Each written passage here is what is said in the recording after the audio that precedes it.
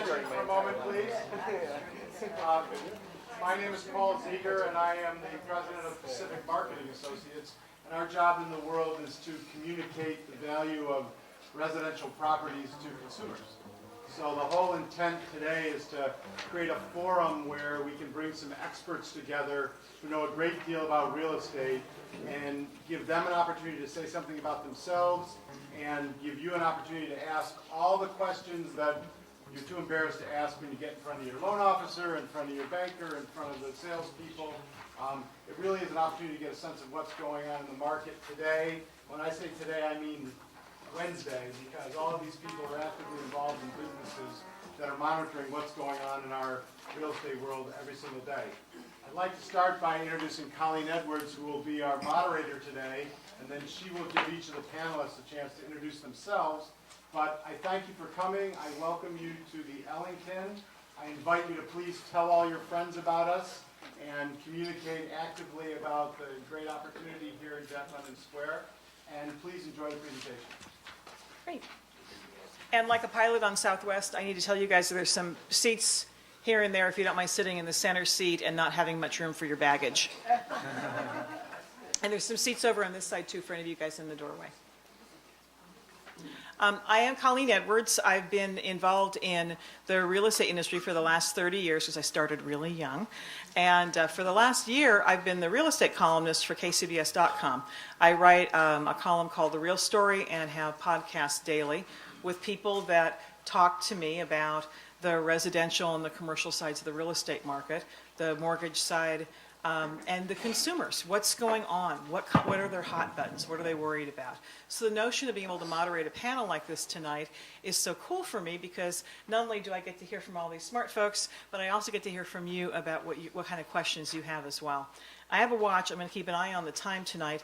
I've got a ton of questions put together that I'm dying to ask them, but I will leave enough time that you guys can ask the folks who know what they're doing some questions on your own as well. So to my right is Susan State. I'm going to let her introduce herself and then pass the baton. Okay, I'm Susan State. I'm principal of SL State and Associates, and we just celebrated our 31st anniversary. Because she's way older than me. Yeah, that's it. And prior to that, I've worked for some of the major residential builders, and we do work all over the West Coast. We do front-end land acquisition and feasibility studies. My name is Carol Rodoni. I am president of a company called Bamboo Consulting. I speak across the nation on the economy and real estate. I was the past president of a company called Fox & Carskadden. I was the COO of a company called Cornish & Carey, and I was the past president of a company called Ellington Panel Realtors. It's a tough act to follow. I think there's dessert out there. Yeah.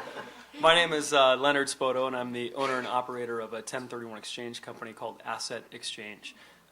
We work exclusively with investors, mostly here in the Bay Area and California, but our clientele is trading properties all over the country. So I'm here to kind of give you a perspective on what's going on in the investment side of the world. Hi everyone, I'm Vonna Conradi. I am a regional builder sales manager at Wells Fargo Home Mortgage here in Northern California. Wells Fargo probably speaks for itself. My position is specifically about working with new home builders, so that's where my knowledge lies.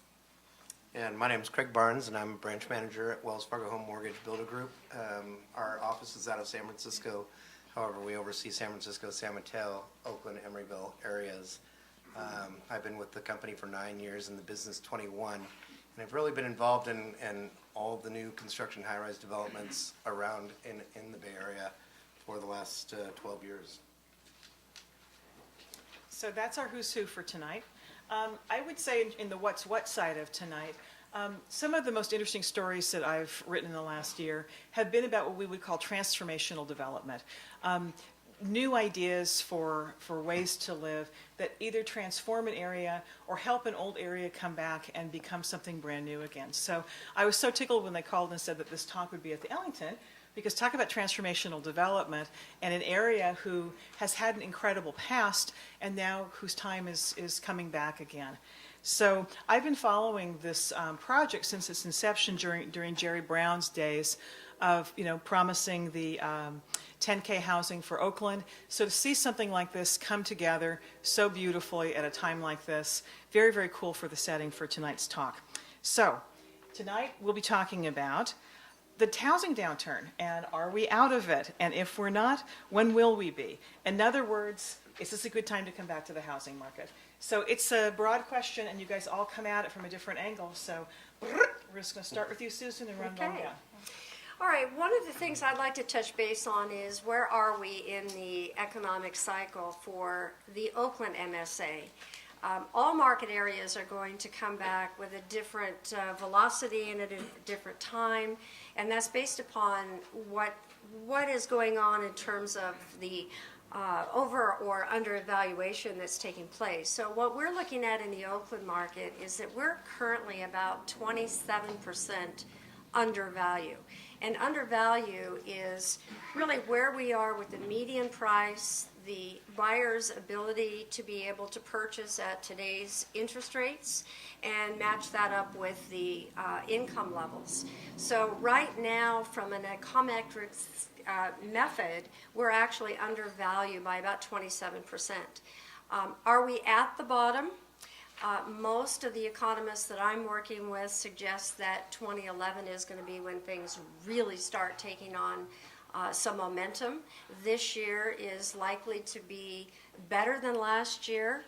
It's going to take job growth to really start seeing some teeth into the equation, but we do see that 2011 should be a pretty good year. Now, part of that is a result of the fact that we are out of inventory. We are diminishing our new home inventory at levels that I have not seen in 30 years.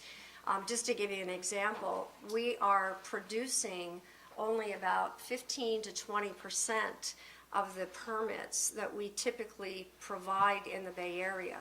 So we're ending up creating such an undersupply situation that once the economy starts moving again, we're all going to be in a real world of hurt because there is not going to be inventory to fill the demand. We also see some significant changes in terms of buying. People have finally been able to step back and really think about what that quality of life is that they want to live. In 04 and 05, it was simply a matter of, do you have a house to sell? Okay, I'll take it. And in this new economy, and as we come through this, we've all had a chance to really think about how we want to live. What is that lifestyle, and where do we want to be? And so walkable communities is going to be a huge part of the next upswing.